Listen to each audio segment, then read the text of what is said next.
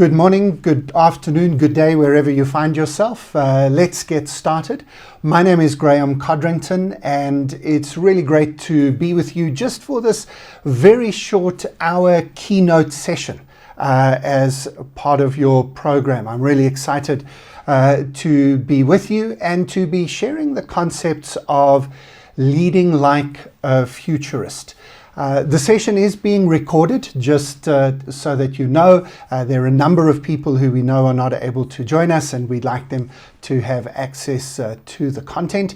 I do have access to the chat box at all times, so if you want to interact with me in the chat box, you are welcome to do that. I can see it, and if you have a question at any stage, throw it in. We'll leave a few minutes right at the end for questions, but this session is very much just a keynote session, taking some of the work that I do around being a futurist. A futurist is an interesting title. It's one that I sort of debate with myself whether I should use, because I think some people, when they think about a futurist, they have the wrong idea. They think it's somebody who's got a crystal ball, who's attempting to predict the future. And, well, wouldn't it be great if we did have a crystal ball somewhere at head office and were able to make predictions? Of course we can't. We know that there is nobody who can predict the future. We can learn skills to be able to do a better job of anticipating disruption. And so for me, this is the better picture of what a futurist does. It's somebody who attempts to anticipate future trends, to think about the future maybe more than we do. A lot of us only think about the future for budgeting and planning processes. But then also, and my company name sums this up, I'm one of the founding directors of a company called Tomorrow Today. We spend half of our time in tomorrow's world, trying to anticipate disruption, identify which things that we can see just on the horizon. They're called soft signals. Which of these things just on the horizon are not just fads. They're not just things that will come and go and we can ignore them, but are actually big disruptors that will shape the world as we know it, change the world as we know it. And so we want to separate out what they call the signal from the noise. And our focus on today's world is bringing that skill set into businesses. We believe that a future-focused mindset is something that needs to be throughout an organization, like a safety mindset, for example, or a quality mindset. Safety doesn't work if there's just one safety officer who's in charge of safety and then nobody else has to worry about it. In fact, the very opposite. We know that you only get a safe workplace if everybody takes safety seriously. We think the same is true in thinking about the future. We believe that in organizations, businesses, any type of structure or function or sector or government around the world, what we need is more people thinking about the future and being confident in their skill set and their toolkit in this ability to be able to engage with the future. So that's what I do. My name is Graham Codrington, and I am a futurist. I spend my time helping companies to think about tomorrow's world, to instill that mindset in their people today. And we're going to spend the next 50 minutes or so looking at some of what leaders can learn from futurists. What are some of the things that you can do as a leader and as you're on this leadership development program?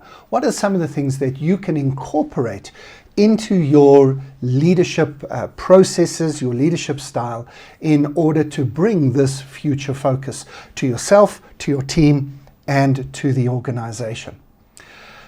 So, I'd like to suggest to you that there are 5 key things, 5 key mindsets, I suppose, is the actual way of talking about it. 5 mindsets that we can learn from futurists to improve our leadership. And the first of those is that one of the most important things a futurist does is to take the blinkers off. Now, what am I talking about here? Well, I'm sure if you know falconry, you'll know that they put blinkers on a falcon when they are transporting it, and that blinds the falcon to make sure that it doesn't fly away or attack anybody. And then when they're ready to go, they take the blinkers off. That's not really what I'm thinking of. I'm thinking more of the blinkers we use in horse racing, because these blinkers do not blind the horse. They are put behind the horse's eyes in order to make sure that the horse is focused in their running. So that's the kind of blinker I'm thinking of. And we do this ourselves as well. We say to people, keep focused. The expertise, the education, the experience that you have, the job description that you've got, all of those have been designed to give you a focus. You are good at what you do. I know that for sure, because you wouldn't be on this course if you weren't considered to be somebody worth investing in. If you weren't good at what you do, you wouldn't be here. And so I know that the business thinks that you're good at what you do, and you are. You have expertise, your education, your experience, all line up to help you do what you do every day. And you might even heard this phrase from your boss, stay in your lane. This is what we want these horses to do. There's the race, run it as fast as you can, win the race if possible, but don't be distracted. Stay in your lane. And that is good advice if you want to just be better at what you already do. But I'm sure you've worked out and realized already, and in previous modules of this program, you will have realized that your role as a leader is to step up, and literally up in the organization. And when you step up, you need that bigger picture perspective. To put it another way, you need to take the blinkers off to do more than just your job function. Leaders are people who do more than their job function. They ensure that other people's jobs are being done as well. And if we're talking about the futurist aspect of this, it's also about taking the blinkers off, that we're not just focused on current realities, the current reporting cycle, the end of the current project, the next 2 or 3 years of strategic planning. What a futurist is wanting to do is look beyond the horizon. And that means taking the blinkers off to be able to see the various trends and forces and disruptive changes that are coming our way. But we've got a problem. Our problem is that we are focused. Our problem is that we don't spend time taking those blinkers off. Now, let me just prove this to you from the perspective of the way that our brains work. Our brains actually work in helping us to focus by removing all of the distractions. And a really nice way to illustrate this for you is something called the Ames room illusion. This was something that was invented by a guy called Albert Ames back in the 1960s, actually. We've known about this illusion for a long time. So here are two people who, they're about to freak us out a little bit, because they look as if they're standing just in a normal room. And yet the person in the one corner is tiny and the person in the other corner is pretty big. And it's clear that they are not actually that size, because if we flip them around, there's something weird going on here. But our eyes can't work out what it is. Well, I couldn't work it out. I don't know if you can. And as they cross over, they appear to be similar size, and then suddenly there's this weird shift in perspective. I'm going to show you a video quickly to show you this clearly is not a normal room. It isn't in fact made up of rectangles. Every shape in here, including all the walls and the floor and everything else, is actually a trapezoid shape. Here's what it looks like. This is an age room, and we're going to show you exactly how it works. So when I head this direction, I get really large, and Dylan, you shrink. So if you want to know the reveal, we're going to move the camera back, and you can see that we're actually inside a really funky room. Now, if I go over here, I'm the one that shrinks. So when you get that bigger perspective, in fact, let me show this to you. This is how the room is actually made. Every single shape has got a longer side and a shorter side. So you can see the back wall has got a shorter side and a longer side, and in fact is even skewed in towards you. But when you look at it from just one perspective, your brain is programmed to see the world in rectangles. That's what your brain is expecting to see. So when you don't see the bigger picture, your brain makes all the corrections, and the only way your brain can correct this is to make one person appear much bigger than the other person. It's literally an optical illusion. In psychological terms, this is what we call a confirmation bias. You've got a set of beliefs about how the world works. So you believe that rooms are rectangular, that walls and ceilings are equally spaced from each other. And in order to make the room appear like that, you've now got a problem, because the two people look weird in that, according to your brain. And so your brain literally changes what you see. And it doesn't matter that the actual reality is different.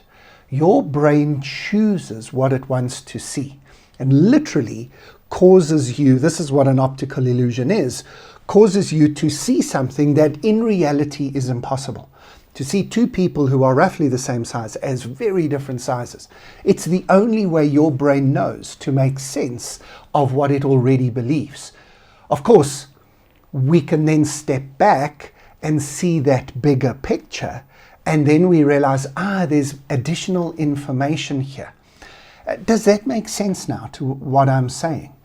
Is that the task of a futurist is to take that step back, or maybe if you prefer the step up, to see the bigger picture and to say maybe not everything is as it appears. And what we need to be doing is adjusting our vision. Maybe more than anything else then, what a futurist is doing is rethinking and unlearning. You see, we don't know what the future is going to be like. We can't look at the future, we can't read books from the future. What we need to be doing is saying the future is going to be different from our current reality. But how much different? That's very difficult for the average person to imagine, because our brains limit themselves to what we already believe. Now, we think we don't do this. We think that when we do a strategy session, when we set goals and budgets, that we stretch ourselves, that we have this imagination. Actually, we're pretty bad at it, to be honest. And the best way to prove this is to ask you, when you did this year's budget and you put in a budget request, did the budget start with what you did last year and then just add 10, 15, 20% target increase of revenue and maybe 7, 8, 9% target decrease in costs? Yeah, that's 95% of the companies we work with. Literally just take what we did last year, add, in my opinion, basically random numbers in terms of increasing your target, and off we go. We haven't had a rethink. We haven't done any unlearning. We're just stretching ourselves and not even doing that great a job of stretching. It's just expanding what we're already doing. If you've joined me live, and I know that there are quite a few of you here, I'd love to have just a little bit of interaction with you, if you don't mind. If you do have access to a phone, The easiest way to interact is just grab your phone, get that QR code in your camera, and it will take you to this website. If you don't have access to your phone, or you don't want to use your phone, let me just quickly pop this in. I'm just going to type it into the chat box over here. Now I'm proving I'm not very good at multitasking here. Let me make sure I've got that right. Okay, so if you can see the chat box, you can click on that link, and that will take you to this website. And there I would just like you to answer my question. What do you think you, your team, your part of the business as a whole, what do you think you need to rethink and unlearn? Not necessarily immediately today, this week, this month, but at the moment. As you look ahead to the last part of this year, as you look ahead into 2024, as we sit here today, we're in July 2023.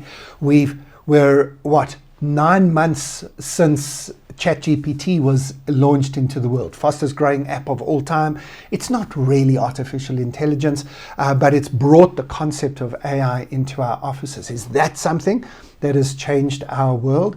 As we look ahead into the next 6 months, what's going to happen next? What's happening with climate change? It seems to be an incredibly hot summer in the Northern Hemisphere at the moment. Is that something that requires us to rethink and unlearn? Do we know that stuff already, or is there something new coming in? What about new advances that you've seen in the various sectors that you are involved in, from some of your investment and business building work?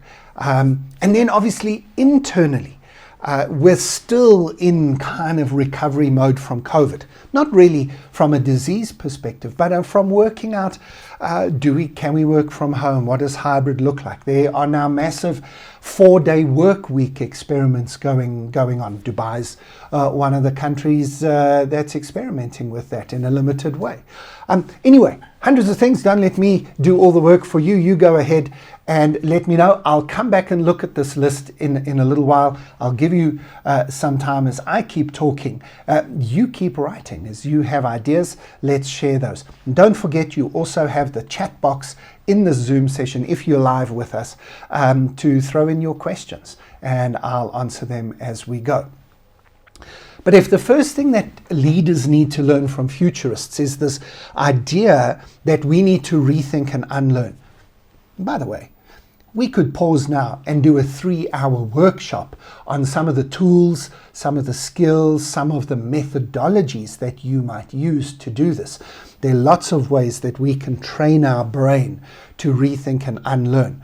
I would highly recommend the work of Adam Grant, especially his book, Think Again. That's literally the title of his book. He's got a new book out now, but his previous book, a huge international bestseller, and I would highly recommend that you get hold of Adam Grant's book on Think Again.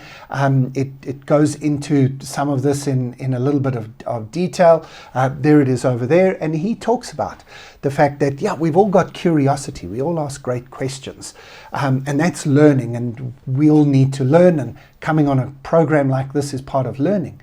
But it really takes a lot of courage for us to unlearn.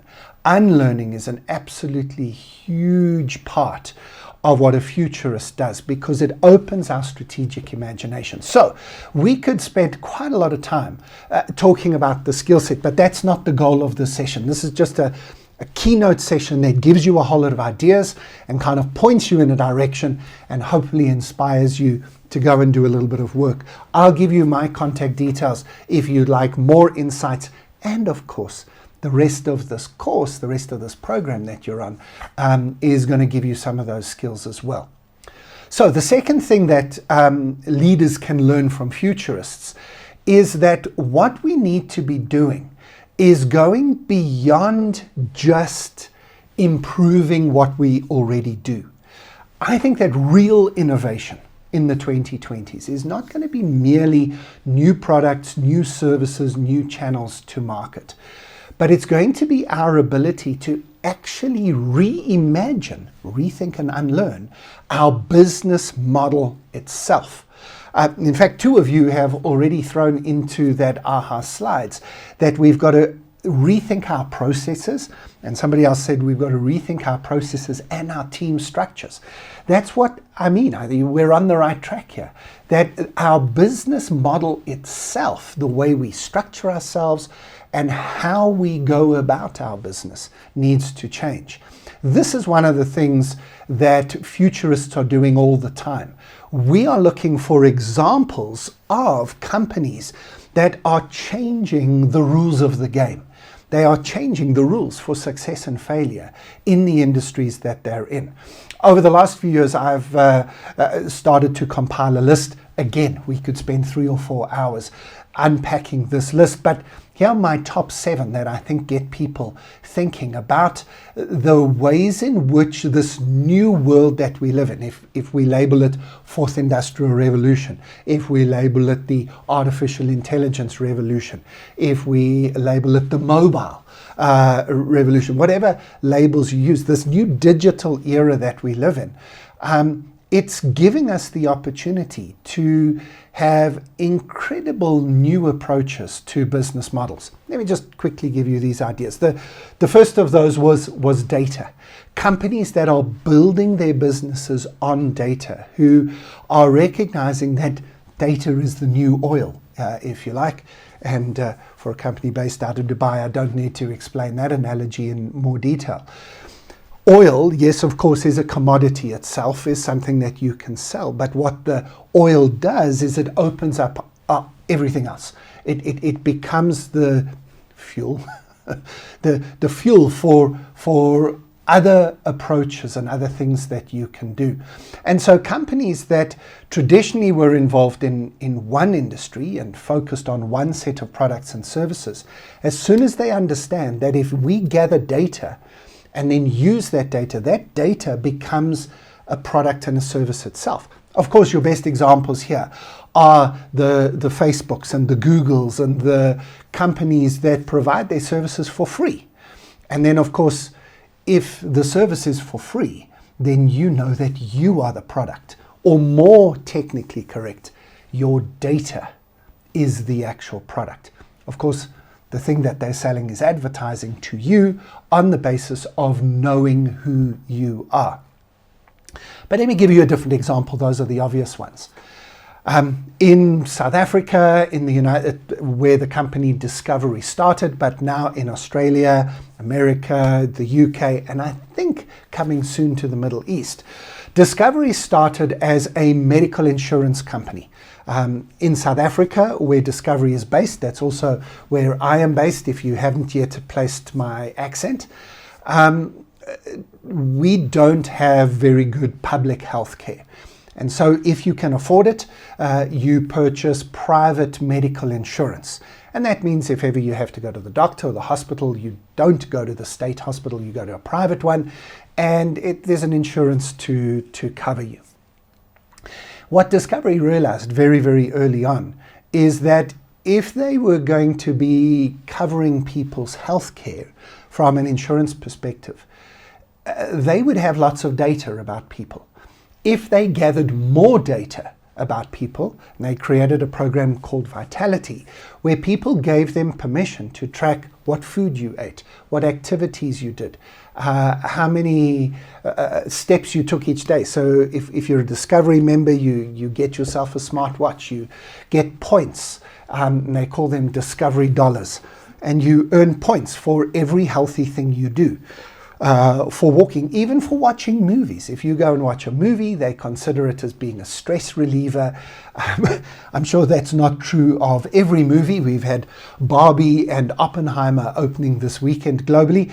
I think one might be a little bit more fun and stress relieving than the other, but still, you would both get points, and then also they began to offer discounts. So they went into partnerships with other companies to create discounts for you, and it includes discounts on flights because maybe you're going on holiday. It includes discounts on holidays, And it now extends into almost every part of your life. Discovery is no longer a medical insurance company. It provides very good medical insurance, but it also does holidays, and it gives you mobile phones and data, and it helps you with entertainment options and food, and you get discounts on flights. They opened up a bank recently, and they become a bank because they know so much about you, and you are spending so much money through them, they might as well be a banker for you as well. And they offer other insurances, and so the list goes on. Which leads to the second thing. If you are collecting that much data and you know that much about people, then you know what people want and you can offer it to them. But you can then also create a platform, a connected platform on which you can create partnerships, and other people can then also sell their products.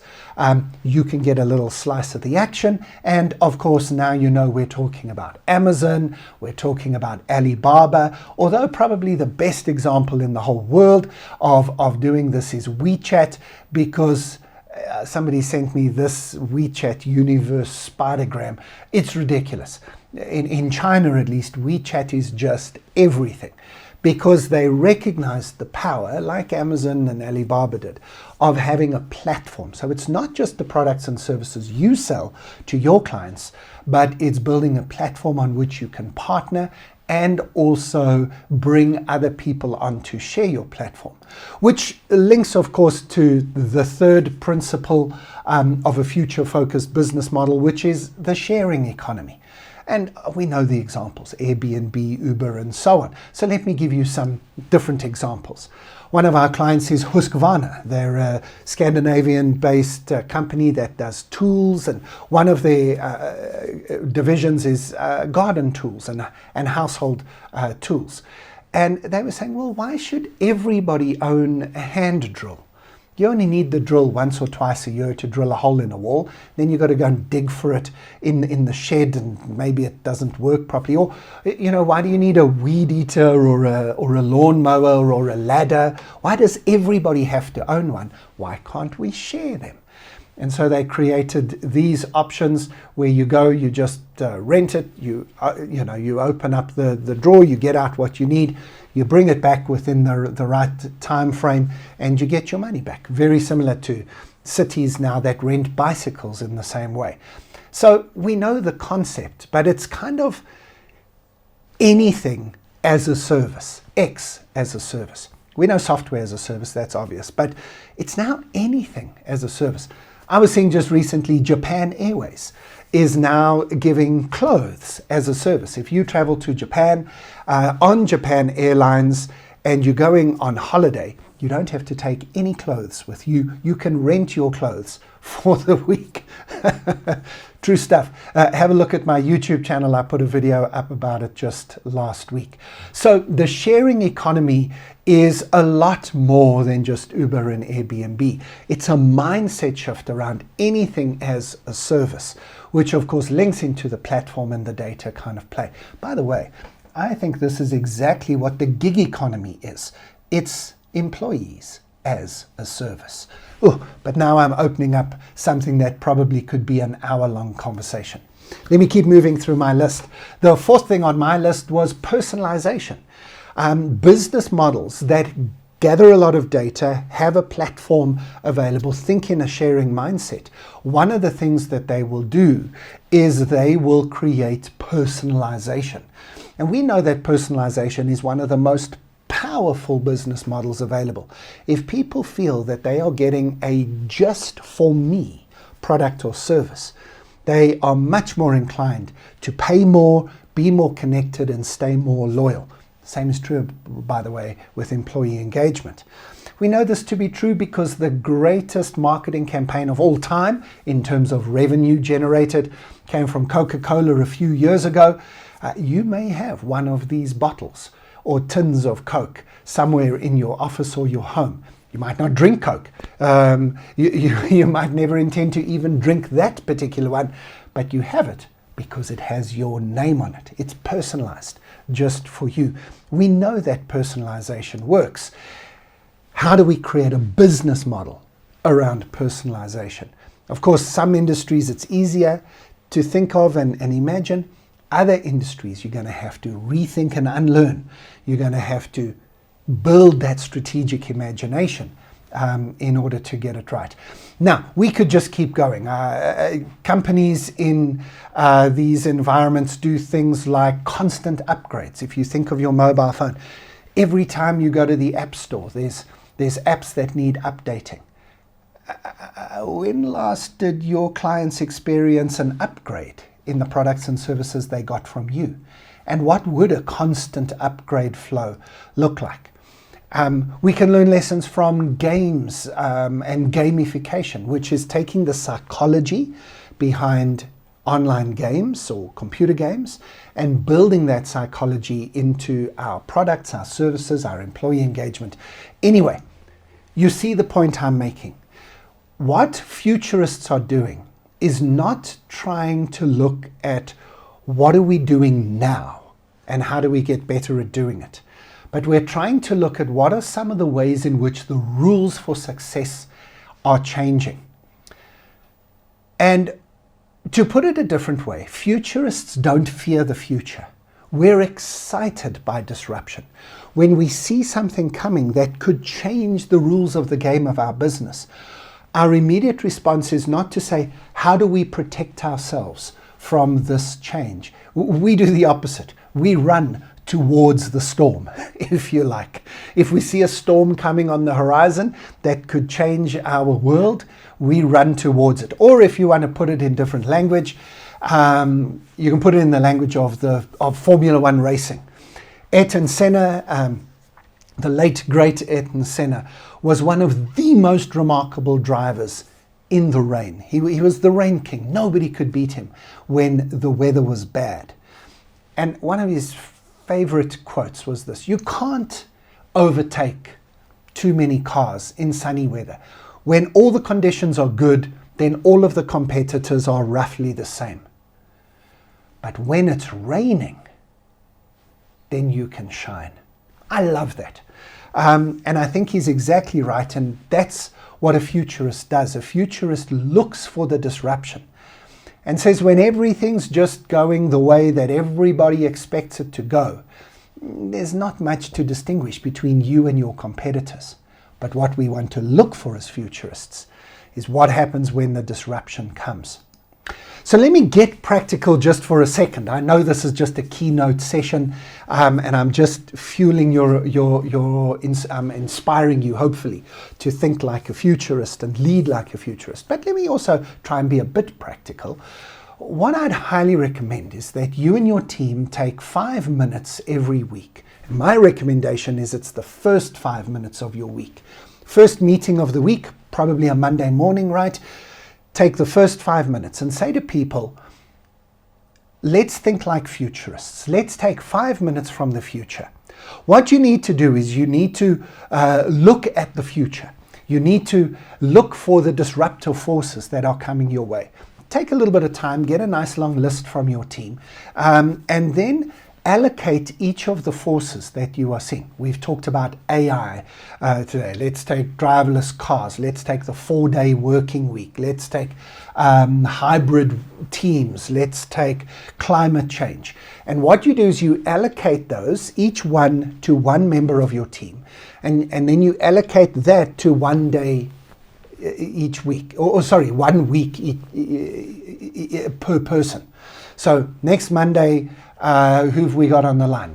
Fatima will do it next Monday. Rahul will do it the week after that. Sandeep will do it in the first Monday of August, and so on. And what you're doing is literally 5 minutes. You don't want people to do a massive research project. You just say to people, give us a one-pager, one PowerPoint slide. What's the trend? What are the 2 or 3 big implications for our business? And 1 or 2 minutes for discussion. Literally 5 minutes. If you spark people's imaginations and they think, good grief, wow, this is amazing conversation, you then say, right, we're not continuing it now. Let's schedule some more time to pick this up a little bit later in the week. If people go, okay, that was interesting, thank you for that, but let's move on. You still haven't wasted your time, because it's like going to gym or running for exercise. Some days you're going to feel amazing when you do it. Other days it's going to just feel, I don't know why I really had to do that.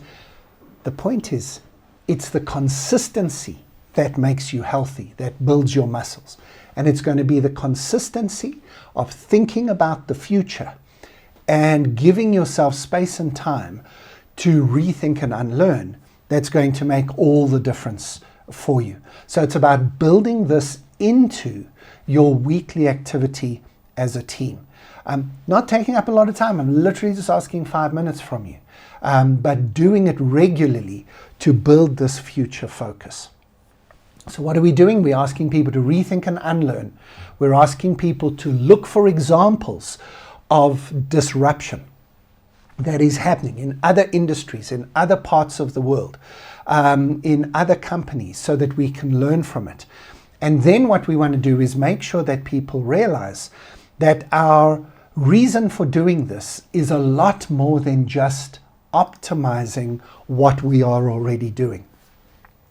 What futurists don't focus on is we don't just focus on linear improvement.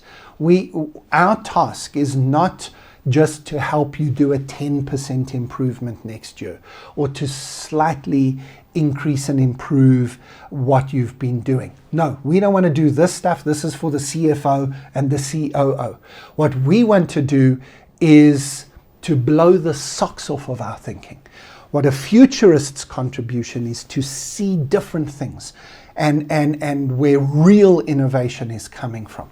And so here again, this might not sound practical, but I promise it is. What we need to do is spend maybe once a month, if you've had 5 minutes from the future each week, pick the best one. Pick the one that sparked people's imaginations the most. And now take maybe 20 minutes or half an hour if you can, sometime once a month, to explore ridiculous ideas. Now, we got this concept from Professor Jim Data. He's one of the world's leading futurists, heads up the futures department at the University of Hawaii. And his second law of future study says any useful idea about the future must appear ridiculous. And what he means by that, it might sound like a strange thing to say, but what he means is if all you're doing is just stretching what you already know just a little bit, if you are stretching what you already do just to give yourself a stretch target for next year. I mean, you might be doing something valuable. You're doing what the CEO has asked you to do. You're doing reasonable planning, but you're not thinking like a futurist. A futurist invites us to jump into the future and imagine deep disruptive change. And so, for example, when Alexander Graham Bell invented the telephone in 1876, he knew what he had done. He knew that he had created something remarkable. He could take the telegraph lines that already existed all around the world and that could just send Morse code, and he could put voice into that. And he knew it would be something amazing. He went to Western Union, who were the big telegraph company in the world, and he offered them the patent. He said, I'll let you have this for $100,000. Now, that was a lot of money. It was a couple of $1 million in today's money, so it wasn't cheap. But there was no imagination. There was no rethinking and unlearning. They just said, no, we do what we do, and if you are not optimizing the telegraph, our existing work, we're not interested. It's got obvious limitations, and it's just a toy, really. Well, we know, obviously, they missed something dramatic, and Alexander Graham Bell made a fortune out of it. Another example. I think I know what the billionaires are doing in space. If I can give you now a future-focused example, not a historical one. Over the last 2 or 3 years, these billionaires have been fighting to get into space and to be the first billionaires to get into space. 8 years ago, Elon Musk released this video. This is New York City. It's 6 o'clock in the morning. There's a whole lot of people heading out onto a boat, it looks like, but they are flying from New York to Shanghai, and the flight time is 39 minutes. How is that even possible? In a boat? Surely. New York to Shanghai, 39 minutes? Well, obviously it's not a boat. It's a spaceship. You know where I was going. They're going out into the Hudson River. There's a nice staging area there. And they get into this massive spaceship and off they go. These are just normal civilians. These are people like you and me who just want to get into suborbital supersonic flight. They can travel at 24,000 kilometers an hour. And in order to make this a reality, we needed to make sure that the booster rockets were reusable. That was one of the biggest pieces of technology. Remember this video is from 8 years ago. That didn't exist, right? There we go, 27,000 kilometers an hour. Shoots across to the other side of the world. The booster rocket lands again, gets reconfigured for tomorrow's flight. You can literally turn it around in a day. And of course, the rocket itself has to land rather than splash down in the ocean. And there we go, Shanghai in 39 minutes. Now, if you extrapolate this, you can pretty much do most flights that we would take today. Any flight that's around 11, 12, 13, 14 hours would take us less than 30 minutes. You can get from any point to anywhere else in the world in less than an hour. Now, 8 years ago, people said this was crazy. 8 years ago, people said this is never going to happen. I wonder, though, how long do you think it's going to take before we actually get it? If you are with me live, I'd love to just have your interaction. It's very interesting. 8 years ago, when I first showed that video, and I said to people, how long do you think it's going to take for us to get this? People were saying 30, 40, 50 years from now, if ever. But every year since then, of course, the new technology has emerged, and now we know that there are reusable booster rockets. Now we know that we can build a spaceship the size of 50, 60 people, so it makes it economically viable. Won't you let me know how many years into the future you think it will be before this becomes a reality? And as you think about that, my question to you will be, what technologies do you think we still need in order to make it a reality? I'll just give you a second to fill that out. Well, here we go. I see one or two of you are saying 6 to 10 years. That was one of the options I gave you. Somebody's saying never. I think you're very wrong about that. Maybe you're a little bit nervous. I know when some people say never, they're nervous about safety. They're also maybe concerned about the environment. So maybe you're not saying it's not possible. Maybe you're just saying it's never going to happen. I actually think it's much closer than you imagine, because I think it is possible. We have all of the technology. The only thing we need is we need a change in mindset. And so Data's law says what we've got to do is we've got to really stretch people's imaginations. We've got to sound and look a little bit crazy. And let's be honest, Elon Musk mainly sounds and looks a little bit crazy. I'm not endorsing his approach to leadership management, and I don't like him as a person. But my word, he does have the ability to rethink and unlearn, to imagine things that don't exist yet. And then, after a while, we begin to realize, actually, you know what, this is possible. If you'd like a little bit of theory behind this, have a look at the Gartner's model. It's called the Gartner's hype cycle. And I really like this. I think it's a great model to help us understand that something comes, a new technology emerges on the horizon. This is what we are trying to see as futurists. We get very excited. These are the early adopters over here. And then it gets into the public consciousness, and there's this hype, massive hype. This is kind of where I think we are with AI and ChatGPT at the moment. Then people begin to use it or realize we can't use it. I mean, where are the flying cars? They've been promising us flying cars for 40 years. Where are they? Then a whole lot of naysayers come in and say, guys, you were just hyping this. This will never work. We're already seeing this with ChatGPT.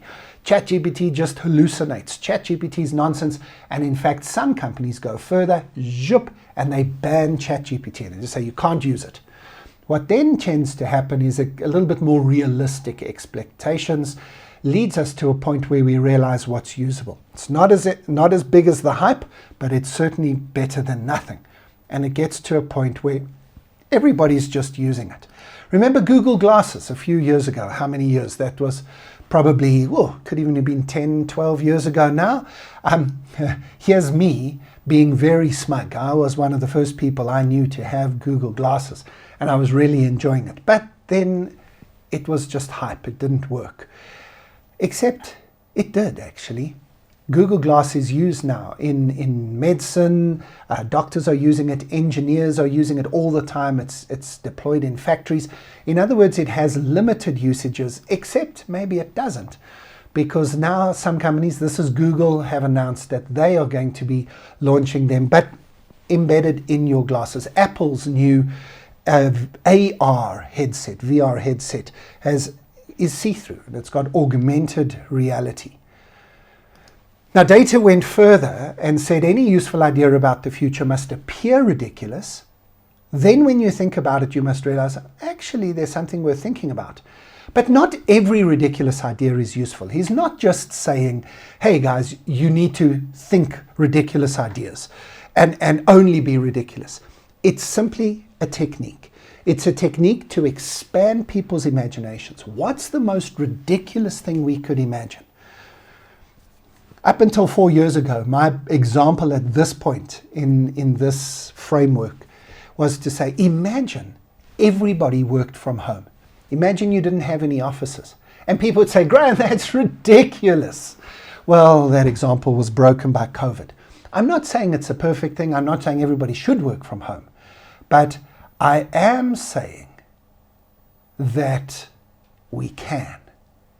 It's not every ridiculous idea is useful, but they stretch our imagination and help us to think better and think like a futurist. Okay, we've got a few minutes left. There are 2 more to go. I said there were 5 things we could learn. The fourth one is quite a focused one. I could have left this off the list, but I think that most futurists are realizing that we are living at a moment in time where there is a significant shift from an environment where we are only focused on financial outcomes to an environment in which we need to consider the best for the planet. Yes, I am talking about ESG, environmental, social, governance issues.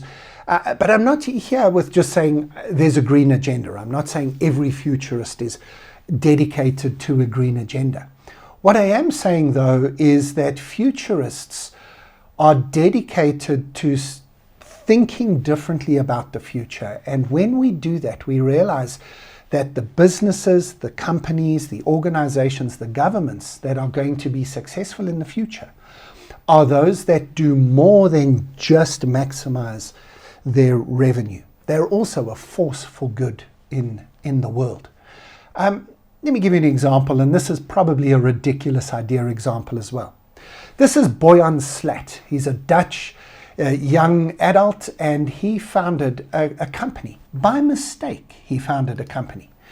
When he was just 16 years old, he went on holiday with his family to Greece, and he went scuba diving and discovered there was more plastic in the Mediterranean Ocean than fish. He was disgusted. He went back to school and he came up with an idea for cleaning plastic out of the ocean. It was a school project. He was 16 years old, but it sort of looked like a pool skimmer where you've got this float that sort of floats on top of the water, skims all the plastic off.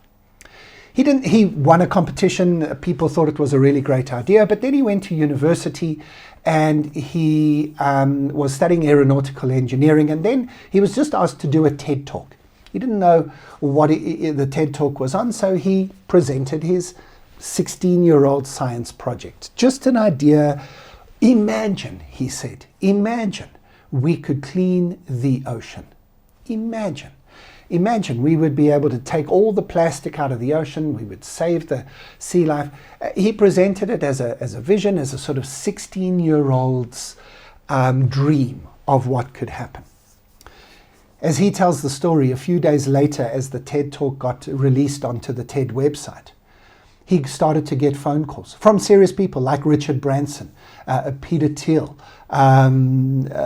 Bill Gates, saying, how do we invest in your company? And he said, what company? And they said, no, your ocean cleanup project. Anyway, I don't have the time except to tell you they invested, he made the company, it's working. He now lives on one of these ships. He's cleaning up the Great Pacific Garbage Patch, which, if you've never heard of it, is one of the worst polluted parts of the ocean. And they have just extracted their 200th ton of plastic. It's now become self-sustaining because that plastic is recycled. He makes money out of it, and they're going to expand the project. He's going to clean up the ocean. And now they're beginning already to use the same technology in rivers and dams, and it is amazing.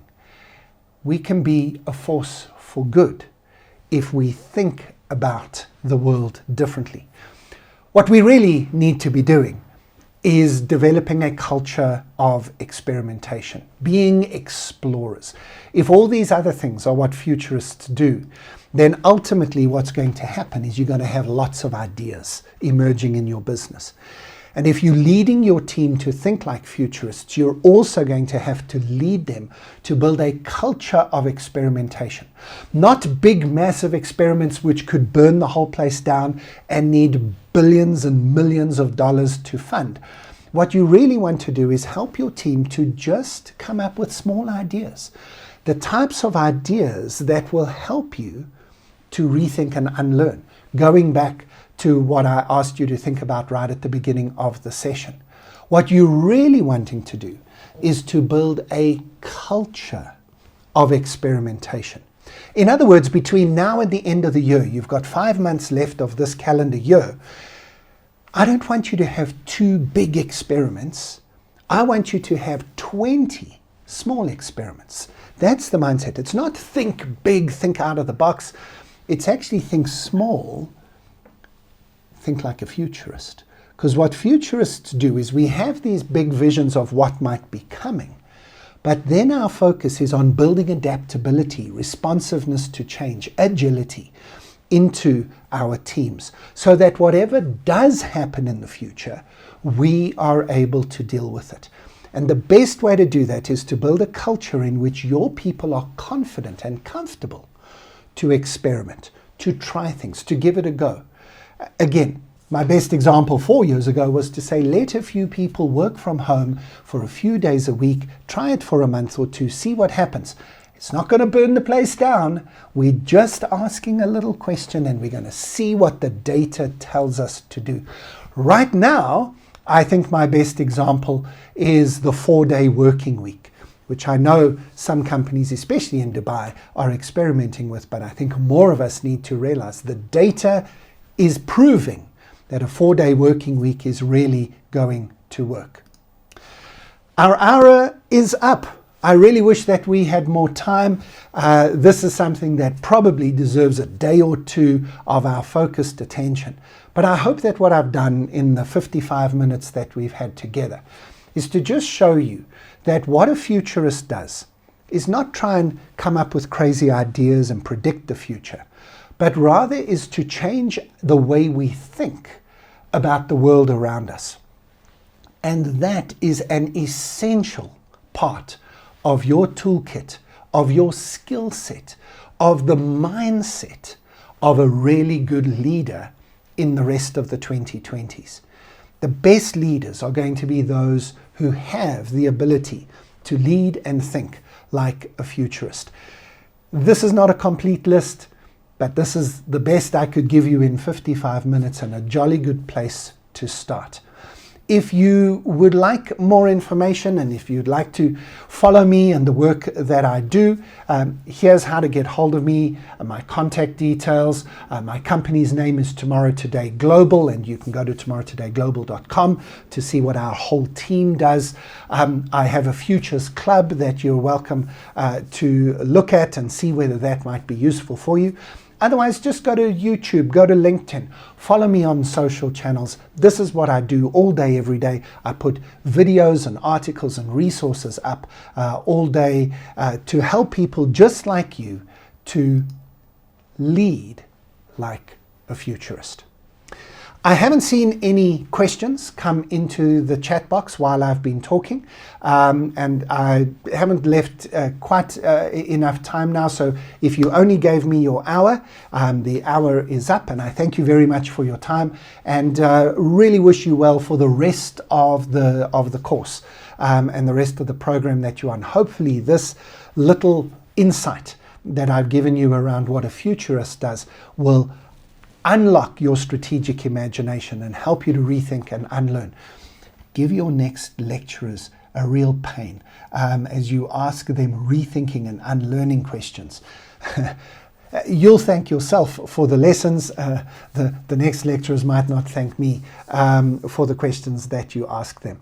But if you can stay around for a minute or two, I don't have to rush away. So I'll say goodbye and thank you for your time. But if you have a question that you'd like to ask me or you'd like to speak to me about, you're more than welcome to stay. And here again, my contact details in case your question only arrives in an hour or two's time. Thank you very much and all the best.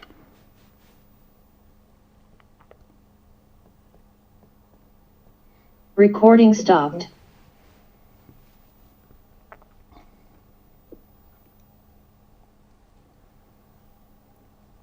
Thank you. Bye. Thanks, Fatima. Thank you very much.